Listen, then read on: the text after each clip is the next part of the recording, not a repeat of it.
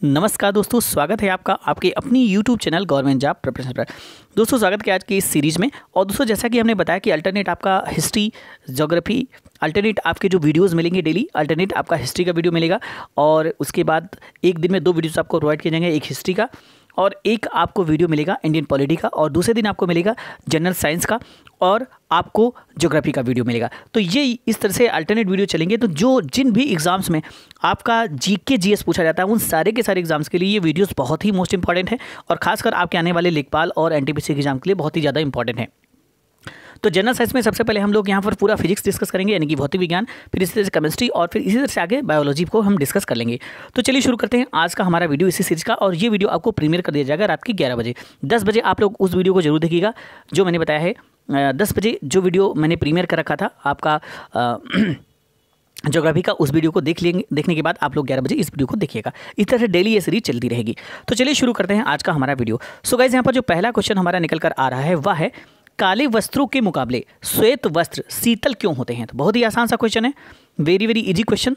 और इसका आंसर तो लगभग सभी लोगों को पता होगा यहाँ पर, जो काले वस्त्रों की अपेक्षा जो श्वेत वस्त्र होते हैं वो अधिक शीतल क्यों होते हैं, यानी कि हम अक्सर गर्मियों में श्वेत वस्त्र क्यों पहनते हैं। ठीक है, ऐसा यहाँ पर क्वेश्चन पूछा गया है। तो आंसर आपका सही हो जाएगा कि जो उनके पास जो भी प्रकाश पहुँचता है वे उसे परावर्तित कर देते हैं। यानी कि जो श्वेत वस्त्र होते हैं वो जो सूर्य का प्रकाश जो हमारे शरीर तक पहुँचता है, तो वो जो सफ़ेद वस्त्र हम जब लोग पहनते हैं तो वो पूरे के पूरे प्रकाश को क्या कर देता है, रिफ्लेक्ट कर देता है। वो उसको अवशोषित नहीं करता, यानी कि ऑब्जर्व नहीं करता, पूरा का पूरा प्रकाश परावर्तित यानी कि रिफ्लेक्ट कर देता है, जिसकी वजह से क्या होता है कि वे ज़्यादा शीतल होते हैं इन कंपेयर टू जो हमारे काले वस्त्र होते हैं। ठीक है, अगला क्वेश्चन देखते हैं। नेक्स्ट क्वेश्चन है, पृथ्वी निम्नलिखित में से क्या है? तो दोस्तों जो पृथ्वी है वो ऊष्मा की एक खराब अवशोषक है और एक खराब विकिरक है। ठीक है, यानी कि ये ऊष्मा को ऑब्जर्व भी बहुत ख़राब तरीके से करता है, ज़्यादा ऑब्जर्वेशन पावर भी इसका कम है, और साथ में ये जो है उसका जो है खराब विकिरण भी करता है। ठीक है, तो यहाँ पर ऑप्शन नंबर डी आपका सही आंसर हो जाता है। अगला क्वेश्चन देखते हैं। नेक्स्ट हमारा क्वेश्चन है, दो निकायों के बीच ऊष्मा के प्रवाह की दिशा निर्भर करती है। तो दोस्तों जो दो निकाय होते हैं उनके बीच जो ऊष्मा का प्रवाह है वो किस चीज़ पर निर्भर करता है, ये आपसे क्वेश्चन पूछा गया है। तो आंसर आपका यहाँ पर ऑप्शन नंबर सी सही हो जाएगा, अपने अपने तापमान पर। तो दोस्तों यहाँ पर बात की जा रही है जैसे कोई दो निकाय हैं, सपोज एक निकाय का 50 डिग्री टेम्परेचर है और दूसरे निकाय का आपका टेम्परेचर है 25 डिग्री। तो दोस्तों सभी लोगों को यहाँ पर पता होगा कि जो ऊष्मा है वो हमेशा ज़्यादा टेम्परेचर से कम टेम्परेचर की तरफ यहाँ पर फ्लो करती है। तो अगर यहाँ पर देखा जाए तो ऊष्मा 50 डिग्री से 25 डिग्री की तरफ फ्लो करेगी, और ये कब तक फ्लो करती रहेगी, जब तक कि दोनों निकाय, जो दोनों यहाँ पर हम यूज कर रहे हैं निकाय, उन दोनों का जो है टेम्परेचर सेम नहीं हो जाता। ठीक है, अगला क्वेश्चन देखते हैं। नेक्स्ट हमारा क्वेश्चन है, एक श्वेत तथा चिकनी सतह कैसी होती है? तो दोस्तों श्वेत मैंने बताया था कि श्वेत कपड़े क्यों पहनते हैं, तो इसका मतलब वो एक अच्छा रिफ्लेक्टर होता है श्वेत, यानी कि आप बोल सकते हैं, यहाँ से ही तुरंत देख सकते हैं कि यहाँ पर क्या होती है, एक अच्छा रिफ्लेक्टर, तो बिल्कुल अच्छी बात है यहाँ पर। ठीक है, तो यहाँ पर किसकी, ताप की बात की जा रही है कि ताप का अच्छा अवशोषक होता है, रिफ्लेक्टर होता है, कैसा होता है? तो दोस्तों आंसर आपका यहाँ पर सही हो जाएगा ऑप्शन नंबर बी, ताप की खराब अवशोषक तथा अच्छी परावर्तक। अब जब कोई चीज़ खराब अवशोषक होगी तो वो अच्छी परावर्तक यहाँ पर हो जाएगी। अच्छी परावर्तक का मतलब अगर हम उस पर टेम्परेचर डालते हैं तो वो अच्छा उसको रिफ्लेक्ट करता है और उसको अवशोषित कम से कम करता है, तो खराब अवशोषक यहाँ पर बोल सकते हैं टेम्परेचर की। तो अगला क्वेश्चन देखते हैं। नेक्स्ट क्वेश्चन हमारा है, अभिक्रिया ऊष्मा निर्भर नहीं करती है। दोस्तों यहाँ पर अभिक्रिया जो ऊष्मा है वो किस पर निर्भर नहीं करती है, तो उस पाथ पर जिससे अंतिम उत्पाद प्राप्त किया जाता है, यानी कि ऑप्शन नंबर बी आपका सही आंसर हो जाता है। दोस्तों अभिक्रिया ऊष्मा का मतलब ये है कि ये जो ऊष्मा है वो किस पर निर्भर करती है, अभिक्रिया जो ऊष्मा है, तो दोस्तों वो किस पर निर्भर करती थी, उत्पाद। ठीक है, उस पथ पर किस पर निर्भर नहीं करती है, तो उस पथ पर जिससे अंतिम उत्पाद प्राप्त किया जाता है उससे निर्भर नहीं करती। मतलब आपने उसे कैसे जनरेट किया है, कैसे आई है, ये इस चीज़ पर निर्भर नहीं करती, वो उसके टेम्परेचर पर निर्भर कर सकती है। ठीक है, लेकिन ऐसा नहीं है कि आपने उसे किस तरह से जनरेट किया है, मतलब कौन सा लॉजिक लगाया है, कौन सा मेथड यूज़ किया है ऊष्मा को जनरेट करने में, तो इन चीज़ों पर निर्भर नहीं करती। वो किस पर नहीं, यानी कि उसके पाथ पर निर्भर नहीं करती कि आपने कहाँ से कैसे करके उतनी ऊष्मा आपने जनरेट की है। ठीक है, तो इस तरह से ऑप्शन नंबर बी आपका सही आंसर हो जाता है। नेक्स्ट क्वेश्चन है, भीषण सर्दी में ठंडे देशों में पानी की पाइपें फट जाती हैं, ऐसा क्यों होता है? तो यहाँ पर बहुत ही आसान सा, पानी जो है, क्योंकि पानी जो है जमने पर पानी फैलता है, यानी कि ऑप्शन नंबर आपका यहाँ पर जो है ए सही आंसर हो जाएगा। अब उससे यहाँ पर मैं आप लोगों को बात बताता हूँ कि जो पानी हमारा होता है, वैसे जनरली जो लिक्विड्स होते हैं, जो भी हमारे द्रव पदार्थ होते हैं, वो सारे के सारे क्या करते हैं, जब टेम्परेचर बढ़ता है, यानी कि जब हमारा टेम्परेचर बढ़ता है, तापमान बढ़ता है, तो उनका आयतन प्रसार होता है, उनका आयतन इंक्रीज करता है। लेकिन जो वाटर है, जो हमारा जल है, उसमें एक और भी प्रॉपर्टी पाई जाती है कि 0 डिग्री सेंटीग्रेड पर जो वाटर होता है वो बर्फ़ बन जाता है, और 0 डिग्री सेंटीग्रेड से जब वो नीचे पहुंचता है, और दोस्तों बर्फ़ बनने का मतलब वो सॉलिड के फॉर्म में पहुंचता है। और हमेशा पता है कि अगर हम किसी सॉलिड और किसी लिक्विड में कंपेयर करें तो सॉलिड का जो घनत्व है, डेंसिटी है, वो ज़्यादा होगा इन कंपेयर टू लिक्विड, और सॉलिड का जो आयतन है वो कम होगा इन कंपेयर टू लिक्विड। अगर उतना ही हम लिक्विड लेते हैं और उतना ही हम सॉलिड लेते हैं तो लिक्विड ज़्यादा स्थान घेरेगा इन कंपेयर टू सॉलिड। ठीक है, यानी कि अगर हम बात कर लें एक बर्फ़ के टुकड़े की और उसको किसी चीज़ में रख देते हैं, किसी बाउल में रख देते हैं, उसको पिघलने देते हैं, अगर पानी वो बनेगा तो वो ज़्यादा स्थान घेरेगा इन कंपेयर टू जो है आपका बर्फ़ के। तो इसी तरह से कह सकते हैं कि जब कोई चीज़ सॉलिड होती है तो वो कम स्पेस लेती है, और अगर उसको लिक्विड में कर देते हैं तो ज़्यादा स्पेस लेती है। लेकिन यहाँ पर दोस्तों, और ये कब होता है, जैसे बर्फ़ से अगर पानी यानी कि लिक्विड बन रहा है, इसका मतलब क्या हुआ, टेम्परेचर बढ़ा है आपका, यानी गर्म हो गया है, गर्म होने की वजह से बर्फ़ पिघल कर पानी बन गया। यानी कि जैसे जैसे टेम्परेचर बढ़ता है किसी चीज़ के आयतन में प्रसार होने लगता है, उसका आयतन बढ़ने लगता है। लेकिन यहाँ पर दोस्तों क्या होता है, जो हमारा बर्फ़ होता है वो 4 डिग्री सेंटीग्रेड पर, याद रखिएगा क्वेश्चन बन सकता है आपका कि 4 डिग्री सेंटीग्रेड पर बर्फ़ का घनत्व जो है वो सबसे ज़्यादा, मतलब सबसे ज़्यादा घनत्व जो होता है, घनत्व 4 डिग्री सेंटीग्रेड पर होता है। ठीक है, 4 डिग्री सेंटीग्रेड पर सबसे ज़्यादा पानी का जो है घनत्व होता है। ठीक है, उसके बाद जैसे जैसे हम 4 डिग्री सेंटीग्रेड से 0 पर पहुँचते हैं वो बर्फ़ में बन जाता है, बर्फ़ में पानी कन्वर्ट हो जाता है। ठीक है, उसके बाद वो जब 0 डिग्री से नीचे पहुंचता है तो उसका जो आयतन है वो प्रसार करने लगता है। जबकि जनरली हम क्या देखते हैं कि टेम्परेचर घटने से आयतन आपका कम हो जाता है, मतलब टेम्परेचर घटने से वो कोई चीज़ सॉलिड के फॉर्म में कन्वर्ट होने लगती है और उसका आयतन कम हो जाता है। लेकिन पानी में जैसे ही हम 0 डिग्री सेंटीग्रेड से नीचे पहुँचते हैं तो उसके आयतन में प्रसार होने लगता है, और जब उसके आयतन में प्रसार होने लगता है तो यहाँ पर क्या कहानी होती है कि जो पाइप होता है, तो जैसे ही हम ठंडे प्रदेशों में जाते हैं तो जैसे ही वहाँ का टेम्परेचर यानी कि जो तापमान है वो जब 0 डिग्री सेंटीग्रेड से नीचे पहुंचता है तो क्या होता है, जो पानी होता है, जो उसके अंदर पानी मौजूद होता है, उसमें क्या होता है, उसके आयतन में प्रसार होने लगता है, यानी वो फैलने की कोशिश करता है। और चूंकि फैलने की कोशिश करता है और पाइप में चूंकि एक जो है स्पेसिफाइड स्पेस होता है, जिसकी वजह से वो क्या करता है, पाइप पर प्रेशर डालता है और हमारा प्रेशर क्या हो जाता है, फट जाता है। तो इस तरह से आंसर आपका ये हो जाएगा, क्योंकि पानी जमने पर क्या करता है, फैलने लगता है। ठीक है, अगला क्वेश्चन देखते हैं, ताजे पानी का हिमांक बिंदु क्या है। तो दोस्तों ताजे पानी का यहाँ पर हिमांक बिंदु पूछा गया है, तो 0 यानी कि ताजे पानी की बात की जा रही है, फ्रेश वाटर होता है, उसका हिमांक बिंदु यानी कि आप बोल सकते हैं वो कितने फ्रीजिंग पॉइंट की यहाँ पर बात की जा रही है, तो वो होता है 0 डिग्री सेंटीग्रेड। ठीक है, अगला क्वेश्चन देखते हैं। नेक्स्ट क्वेश्चन हमारा है, ठंडे देशों में शीतकाल में झीलें जम जाती हैं नीचे का पानी छोड़कर।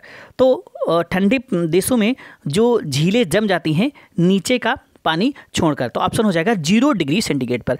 जो 0 डिग्री सेंटीग्रेड पर मैंने बताया उसका फ्रीजिंग पॉइंट होता है वाटर का, तो वो क्या होता है, ऊपर का जो उसकी परत है यानी कि झीलें जो होती हैं वो ऊपर क्या होते हैं, जम जाती हैं, और नीचे का पानी जो है उनका नहीं जम पाता, ऊपर की परत क्या होती है, जम जाती है। तो ठंडे प्रदेशों में शीतकाल में जब वातावरण का तापमान गिरते गिरते 0 डिग्री सेंटीग्रेड पर पहुंच जाता है, तब झीलों और तालाबों में पानी की ऊपरी सतह तो बर्फ में बदल जाती है, जबकि नीचे की परतें 4 डिग्री सेंटीग्रेड वाले पानी के रूप में रहती हैं। अब यहाँ पर देखो दोस्तों बात क्या की जा रही है, मैंने बताया कि जब पानी 4 डिग्री सेंटीग्रेड पर होता है तो उसका घनत्व तो सबसे ज़्यादा होता है, और अगर उसका घनत्व जब किसी चीज़ का घनत्व ज़्यादा होगा, मैंने बताया अगर मान लीजिए कोई 2 चीज़ें हैं, एक वाटर में हमने कोई दूसरी चीज़ को डाली, तो अगर मान ली ऑयल को हम वाटर में डालते हैं तो ऑयल वाटर के ऊपर तैरता रहता है। इसके पीछे रीज़न क्या हो सकता है, इसके पीछे रीज़न ये होता है कि ऑयल का जो डेंसिटी यानी कि जो घनत्व होता है वो पानी के डेंसिटी से कम होता है, इसलिए वो ऊपर तैरता रहता है। लेकिन अगर ऑयल का घनत्व यानी कि ऑयल की जो डेंसिटी है वो पानी की डेंसिटी से ज़्यादा हो जाए, वाटर की डेंसिटी से ज़्यादा हो जाए, तो ऑयल नीचे चला जाएगा और वाटर ऊपर आ जाएगा। यानी डेंसिटी जितना बढ़ेगी वो चीज़ नीचे जाएगी और जिसकी डेंसिटी कम होगी वो चीज़ ऊपर आएगी। यहाँ पर मैंने क्या बताया कि 4 डिग्री सेंटीग्रेड पर जो वाटर होता है उसका जो घनत्व होता है वो सबसे ज़्यादा यानी कि उसकी डेंसिटी सबसे ज़्यादा होती है। इसका मतलब जब 4 डिग्री सेंटीग्रेड पर जब जैसे ही देखिए, जैसे ही हम किसी तालाब या किसी तालाब में पहुंचते हैं, तालाब में जाते हैं, तो क्या होता है झील की बात अगर हम यहाँ पर करें तो झील में क्या होता है, झील की जो ऊपरी परत है तो सबसे पहले टेम्परेचर इफेक्ट उसी को करेगा। तो जैसे जैसे मौसम ठंडा होगा और जैसे जैसे टेम्परेचर जो मौसम का है वो 4 डिग्री सेंटीग्रेड पर पहुँचेगा, तो जो झील होगी उसकी जो ऊपरी परत होगी वो सबसे पहले 4 डिग्री सेंटीग्रेड को टच करेगी और उसकी वजह से उसकी डेंसिटी सबसे ज़्यादा हो जाएगी। तो जब डेंसिटी उसकी बढ़ेगी तो वो क्या होगा, वो जो ऊपर की परत है उस पर जो पानी है वो नीचे की तरफ जाएगा और नीचे क्या जो हल्का पानी है वो ऊपर की तरफ आएगा। ठीक है, और इसी तरह से क्या होगा, और जैसे ही 0 डिग्री सेंटीग्रेड पर टेम्परेचर पहुंचेगा तो जो पानी ऊपर था वो तुरंत क्या हो जाएगा, वो आपका आइस के फॉर्म में कन्वर्ट हो जाएगा, यानी कि बर्फ बन जाएगा, यानी कि बर्फ की एक लेयर बन जाएगी ऊपर। और नीचे जो कि पानी नीचे 4 डिग्री सेंटीग्रेड वाला पानी नीचे पहुंच चुका था वो लिक्विड के फॉर्म में था, तो वो पूरा का पूरा पानी के फॉर्म में बना रहता है। ठीक है, तो ये हमारा ये कहानी यहाँ पर होती है। अगला क्वेश्चन देखते हैं। नेक्स्ट क्वेश्चन हमारा है किलोवाट घंटा एक यूनिट है। तो किलोवाट घंटा किसकी यूनिट है? तो दोस्तों जो किलोवाट घंटा है वो ऊर्जा की यूनिट है। ऑप्शन नंबर ए आपका सही आंसर हो जाता है। ठीक है, अगला क्वेश्चन देखते हैं। नेक्स्ट हमारा क्वेश्चन है वह तापमान जिसका पाठ्यांक यानी कि फ़ारेनहाइट और सेल्सियस दोनों पैमानों पर वही होता है। तो आंसर दोस्तों यहाँ पर आपका हो जाएगा -40 डिग्री सेंटीग्रेड। अब इसको हम कैसे निकालते हैं आपको बता देते हैं। यहाँ पर दोस्तों यहाँ पर जो हमारा रिलेशन होता है F बराबर होता है 9/5 इंटू C, ठीक है, प्लस 32। ये हमारा रिलेशन पाया जाता है। यानी कि अगर हमें कोई चीज़ फ़ारेनहाइट में दी गई है तो उसको इस रिलेशन से हम सेल्सियस में यानी सेल्सियस में फाइंड कर सकते हैं, और अगर वो सेल्सियस में दी है, सेल्सियस डिग्री सेंटीग्रेड में दी है, तो उसको हम फ़ारेनहाइट में कन्वर्ट कर सकते हैं। तो देखिए यहाँ पर अब इस फार्मूले में अगर हम किसी चीज़ की वैल्यू निकालना चाहते हैं तो यदि C यानी कि C यही तो पूछा गया कि कितने फ़ारेनहाइट और सेल्सियस दोनों पैमाने पर वही होता है तापमान जिसका, तो यहाँ पर मैंने क्या बताया 40 डिग्री सेंटीग्रेड, -40 डिग्री सेंटीग्रेड यानी कि 40 डिग्री सेंटीग्रेड की बात करी। तो यहाँ पर माइनस अगर 40 डिग्री सेंटीग्रेड इस हम फार्मूले में रख देते हैं। ठीक है, तो अगर हम इस फार्मूले -40 डिग्री सेंटीग्रेड रखते हैं तो देखिए यहाँ पर हमें क्या मिलता है, तो रखते हैं यहाँ पर। तो F बराबर क्या आ जाएगा, F इक्वल टू, ठीक है, 9/5 इंटू माइनस का 40 डिग्री सेंटीग्रेड, ठीक है, प्लस का 32। ठीक है, ऐसा किया हमने।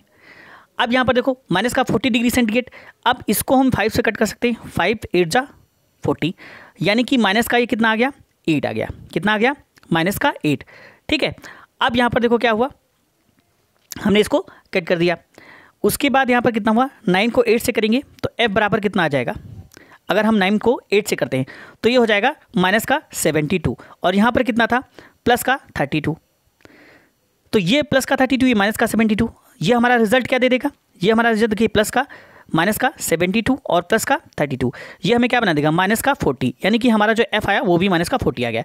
यानी कि 40 डिग्री सेंटीग्रेड पर फ़ारेनहाइट और सेल्सियस दोनों सेम रीडिंग्स देते हैं। ठीक है, अगला क्वेश्चन देखते हैं। नेक्स्ट हमारा क्वेश्चन है रेफ्रिजरेटर खाद्य पदार्थों को ख़राब होने से बचाते हैं क्योंकि। तो दोस्तों रेफ्रिजरेटर जो होते हैं वो खाद्य पदार्थों को ख़राब होने से क्यों बचाते हैं, तो इसमें देखिए 4 ऑप्शन आपके पास दिए गए हैं, आप लोग इनको पढ़ सकते हैं। इसमें जो सही ऑप्शन होगा वो ये होगा, इसके न्यून तापमान पर जीवाणु और फफूंदी निष्क्रिय हो जाते हैं, यानी कि ऑप्शन नंबर ए आपका सही आंसर हो जाता है। अगला क्वेश्चन देखते हैं। नेक्स्ट हमारा क्वेश्चन है आपेक्षिक आर्द्रता को किस रूप में व्यक्त किया जाता है। तो दोस्तों जो आपेक्षिक आर्द्रता होता है उसको हम प्रतिशत में व्यक्त करते हैं, यानी कि ऑप्शन नंबर सी आपका सही आंसर हो जाता है। ठीक है, अब दोस्तों आपेक्षिक आर्द्रता के बारे में जान लेते हैं। किसी निश्चित तापक्रम पर निश्चित आयतन वाली हवा की अत्यधिक नमी धारण करने की जो क्षमता तथा उसमें मौजूद आर्द्रता की वास्तविक मात्रा के अनुपात को आपेक्षिक आर्द्रता कहते हैं। इसको हम प्रतिशत में व्यक्त करते हैं। दोस्तों ध्यान में रखिएगा इसकी डेफिनेशन को। किसी निश्चित तापक्रम पर, मतलब अगर हमारा तापमान कोई हम एक निश्चित तापमान लेते हैं, ठीक है, निश्चित आयतन वाली हवा को लेते हैं और एक निश्चित आयतन लेते हैं, मतलब किसी एक निश्चित तापमान को लेते हैं और एक निश्चित आयतन वाली हवा को लेते हैं। ठीक है, उसके अत्यधिक नमी धारण करने की जो क्षमता है तथा उसमें जो मौजूद आर्द्रता की वास्तविक मात्रा है उसके जो अनुपात, मतलब उसको वह कितना अधिकतम नमी धारण कर सकती है उसकी क्षमता, और उसमें जो मौजूद आर्द्रता की वास्तविक मात्रा है उसका जो अनुपात होता है उसी को हम आपेक्षिक आर्द्रता बोल देते हैं। ठीक है, और इसको जो है हम प्रतिशत में नापते हैं। अगला क्वेश्चन है न्यून तापमान पैदा करने के लिए निम्नलिखित में से किस सिद्धांत का प्रयोग किया जाता है। तो आंसर आपका यहाँ पर हो जाएगा रुद्धोष्म विचुंबकन, यानी कि ऑप्शन नंबर डी आपका सही आंसर हो जाता है। ठीक है, एडियाबैटिक, ठीक है, जो है डीमैग्नेटाइजेशन प्रोसेस, ठीक है, इसको हम बोलते हैं रुद्धोष्म विचुंबकन विधि, यानी कि एडियाबैटिक डीमैग्नेटाइजेशन प्रोसेस। ठीक है, ये हमारा ऑप्शन नंबर डी सही आंसर हो जाता है। अगला क्वेश्चन देखते हैं। नेक्स्ट हमारा क्वेश्चन है शीतन की दर किस पर निर्भर करती है। तो दोस्तों शीतन की दर किस पर निर्भर करती है, यानी कि यहाँ पर क्वेश्चन आपका ये पूछा गया है कि अगर कोई चीज़ बहुत गर्म है, सपोज़ हमने चाय बनाई या हमने पानी को बहुत उबाला और उस उबले हुए पानी को, बॉयल्ड वाटर को हम किसी रूम में रख देते हैं, तो उसके जो ठंडे होने की दर है वो किस पर निर्भर करेगी। ठीक है, यानी कि उसके जो ठंडा होने का समय है, कितनी जल्दी वो ठंडा होगा और कितनी देर में ठंडा होगा, ये किस चीज़ पर निर्भर करेगा। ठीक है, कि वो देखते हैं कभी कभी क्या होता है कि बहुत जल्दी ठंडा हो जाता है। हम देखते होंगे जब हम बॉयल्ड वाटर या कोई बॉयल्ड चीज़ अचानक किसी रूम टेम्परेचर पर कहीं रख देते हैं तो वो कुछ देर तो बहुत जल्दी ठंडा होता है, लेकिन एक लिमिट के बाद उसकी जो ठंडा होने की दर है वो बहुत कम हो जाती है, मतलब बहुत देर में। फिर आगे अगर उसको हम ठंडा करना चाहते हैं तो वो बहुत देर में हो पाता है, और रूम टेम्परेचर पर जब पहुँच जाएगा तो उसके बाद तो ठंडा हो ही नहीं सकता, क्योंकि उसके नीचे कैसे पहुँचेगा। अगर रूम का टेम्परेचर 25 डिग्री है, यानी कि हमारा कहने का मतलब है सपोज 100 डिग्री पर हमने वाटर को रखा और हमारा रूम टेम्परेचर है 25 डिग्री, तो उस कंडीशन में ये ठंडा होना स्टार्ट होगा और ठंडा होते होते 25 तक पहुंचेगा, और जब 25 डिग्री पर पहुंच जाएगा तब ये ठंडा होना बंद हो जाएगा, उसके नीचे ये ठंडा नहीं हो सकता। तो यहाँ पर ये जो ठंडा होने की दर है ये कितनी तेज़ी से हो रही है, कितनी धीमी से हो रही है, ये चीज़ किस पर डिपेंड कर रहा है। तो ये दोस्तों इन दोनों के तापांतर पर, यानी कि इन दोनों का जो डिफरेंस है, टेम्परेचर डिफरेंस, उस पर डिपेंड करेगा। यानी कि यहाँ पर ये 100 डिग्री था और ये 25 डिग्री है, तो रूम टेम्परेचर 25 100 से जब माइनस करेंगे तो 75 आ जाएगा। तो ये 75 है तो इस समय ज़्यादा है, और जैसे सपोज ये अब 100 से ये 80 पहुँच गया, 80 जब ये पहुँचा तो ये हो जाएगा 75 की जगह कितना हो जाएगा, ये 100 से 80 पहुँचा तो ये हो जाएगा आपका 55। तो जब 55 का डिफरेंस रह जाएगा तो इसकी ठंडा होने की दर इससे कम हो जाएगी, मतलब जितना तेज़ ये पहले हो रहा था अब उससे कम ठंडा होने लगेगा। तो इसका मतलब क्या होगा, इसका मतलब हम कह सकते हैं कि ये जो ठंडे होने की दर है ये किस पर डिपेंड करती है, बॉडी और उसके आसपास की चीज़ों के बीच तापमान में अंतर पर डिपेंड कर रही है। यानी कि जो बॉडी, जिस चीज़ को हमने रखा है, और उसके आसपास यानी जो रूम टेम्परेचर, उसके बीच का जो ताप का अंतर है, जैसे जैसे वो तापांतर कम होता चला जाएगा उसके ठंडी होने की दर कम होती चली जाएगी, इसका ये मतलब हुआ। अगला क्वेश्चन देखते हैं। नेक्स्ट हमारा क्वेश्चन है जल का क्वथनांक उच्च तुंगता, यानी कि उच्च तुंगता का मतलब यहाँ पर हो जाता है अधिक ऊंचाई पर किस कारण से घट जाता है। तो दोस्तों जल का क्वथनांक, यानी कि जल का जो क्वथनांक की यहाँ पर बात की जा रही है, तो उच्च तुंगता पर यह किस कारण कम हो जाता है। तो इसका आंसर आपका यहाँ पर हो जाएगा ऑप्शन में निम्न वायुमंडलीय दाब, यानी कि ये दाब और ताप दोनों पर डिपेंड करता है। तो यहाँ पर चूंकि जब हम जैसे जैसे ऊपर की तरफ बढ़ते हैं तो हमारा जो वायुमंडल का दाब होता है वो कम हो जाता है, और जिसके कारण यहाँ पर आंसर आपका भी सही हो जाएगा, निम्न वायुमंडलीय दाब के कारण। अगला क्वेश्चन देखते हैं। अगला हमारा क्वेश्चन है जब किसी पाषाण खंड को पानी में डुबोया जाता है तो वह समान में पानी को विस्थापित कर देता है। तो वो समान आयतन में पानी को विस्थापित कर देता है, यानी जितना आयतन उसका होता है, ठीक है, उतने ही आयतन के पानी को वो क्या कर देता है, विस्थापित कर देता है। ठीक है, अगला क्वेश्चन देखते हैं। नेक्स्ट क्वेश्चन है जल का घनत्व 1 डिग्री सेल्सियस 1 ग्राम पर डिग्री सेल्सियस, यह बिल्कुल सही है कितने पर। तो ये आपका सही है डिग्री सेंटीग्रेड, ये आपका 4 डिग्री सेंटीग्रेड पर। ठीक है, जल का घनत्व जो वो 1 ग्राम पर डिग्री सेंटीग्रेड कितने पर होता है, 4 डिग्री सेंटीग्रेड पर ऐसा होता है। यानी कि आप कह सकते हैं जल का घनत्व 1 कितने पर होगा, तो ये आपका हो जाएगा 4 डिग्री सेंटीग्रेड पर। और मैंने अभी बताया था कि सबसे ज़्यादा मैक्सिमम जल का जो घनत्व है, अगर हम आपके जल का घनत्व मैक्सिमम, डेंसिटी मैक्सिमम चाहते हैं कि हमारा जो वाटर है उसकी डेंसिटी मैक्सिमम हो, तो उस कंडीशन में हमें उसे 4 डिग्री सेंटीग्रेड पर रखना होगा। 4 डिग्री सेंटीग्रेड पर मैक्सिमम डेंसिटी वाटर की होती है। ठीक है, अगला क्वेश्चन देखते हैं। नेक्स्ट हमारा क्वेश्चन है बादल किस कारण वायुमंडल में तैरते हैं।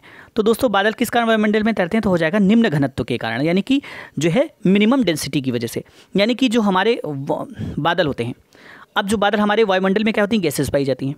जो हमारे बादल होते हैं वो भी क्या होते हैं, वो हमारा पानी जो अवशोषित होता है, जो वाटर जो जब बहुत तेज़ धूप पड़ती है तो वहाँ पर क्या हो जाता है, उसका वाष्पीकरण होता है, और वाष्पीकरण होकर वो गैस के फॉर्म में जो है बादल के फॉर्म में ऊपर चला जाता है। और ऊपर क्यों जाता है, क्योंकि वो जो वाष्पित वाटर होता है, ठीक है, उसका जो घनत्व है वो जो हमारा एटमॉस्फेयर है उससे कम होता है, यानी जो हवा है हमारी उससे कम होता है, जिसकी वजह से क्या होता है, हवा नीचे रह जाती है और उसका घनत्व हल्का होने की वजह से हवा के ऊपर आ जाता है और वो उसके ऊपर तैरने लगता है। ठीक है, और जैसे ही टेम्परेचर डाउन होता है, तो मैंने बताया जब टेम्परेचर कम होता है तो आयतन कम होता है किसी चीज़ का, उसका घनत्व बढ़ता है। तो जब टेम्परेचर जब जैसे जैसे हमारा मौसम का टेम्परेचर कम होता है उस कंडीशन में क्या होता है कि उसका जो है घनत्व बढ़ जाता है, यानी कि डेंसिटी बढ़ जाती है। जब उसकी डेंसिटी बढ़ जाती है तो उसकी डेंसिटी हवा से ज़्यादा हो जाती है, उस कंडीशन में वाटर ड्रॉपलेट्स के फॉर्म में वो नीचे बारिश के फॉर्म में हमारे पास आ जाता है। ठीक है, अगला क्वेश्चन देखते हैं। नेक्स्ट हमारा क्वेश्चन है निम्नलिखित में से अधिक जलन किससे पैदा होती है। तो दोस्तों अधिक जलन होती है भाप से, यानी कि ऑप्शन नंबर सी, यानी भाप से होती है। अब देखिए दोस्तों यहाँ पर इसके पीछे रीज़न क्या हो सकता है।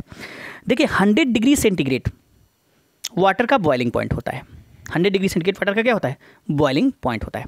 यानी कि जब वाटर 100 डिग्री सेंटीग्रेड पर पहुंचता है तो वो बॉयल होने लगता है। उसके बाद अगर हम मान लीजिए कि वाटर में हमने एक थर्मामीटर डाल रखा है और हम उसके टेम्परेचर को मेजर कर रहे हैं, जैसे ही वो 100 डिग्री सेंटीग्रेड पर पहुंचेगा वाटर बॉयल होना स्टार्ट हो जाएगा। उसके बाद थर्मामीटर टेम्परेचर बताना बंद कर देगा, यानी अब थर्मामीटर टेम्परेचर को राइज नहीं करेगा। 100 के बाद वो 101, 102 ऐसे नहीं बढ़ेगा, 100 पर वो फिक्स हो जाएगा। जबकि हम नीचे से उसको हीट लगातार दे रहे हैं, तो फिर वो हमारी हीट जा कहाँ रही है। इसका मतलब ये कि वो जो हीट है वो हमारी किस में कन्वर्ट हो रही है, वो हमारी हीट अब जो है हमारी हीट लिक्विड से, ठीक है, गैस में कन्वर्ट हो रही है। मतलब पहले वाटर किस में था, लिक्विड में, अब वाटर वो क्या हो जा रहा है, गैस में कन्वर्ट हो रहा है, उबल रहा है, वाष्प बन रहा है, ठीक है। तो उस कंडीशन में, ठीक है, वेपर बन रहा है, तो वेपर की फॉर्म में हीट कन्वर्ट हो रहा है, यानी कि एक स्टेज से दूसरी स्टेज में कन्वर्ट हो रहा है। यानी पहले वो लिक्विड स्टेज में था, अब वो किसी वेपर स्टेट में कन्वर्ट हो रहा है। तो जो अब जो हम हीट दे रहे हैं उसको, अब वो उसके टेम्परेचर को राइज नहीं करी, बल्कि उसके जितने भी मॉलिक्यूल्स हैं उनको क्या कर रही है, उनको जो है वो ब्रेक कर रही है और वो जो है लिक्विड से सीधे वेपर में कन्वर्ट होने की कोशिश हो रहा है। यानी कि पहले जब वो लिक्विड में था उसकी सरफेस से जो मॉलिक्यूल थे अब वो हीट को लेते हैं और वेपर के फॉर्म में कन्वर्ट हो जा रहे हैं। तो अब वो टेम्परेचर को नहीं बढ़ा रहे हैं, बल्कि अपनी उस एनर्जी को इसलिए रहे हैं कि ताकि वो वेपर में कन्वर्ट हो सकें।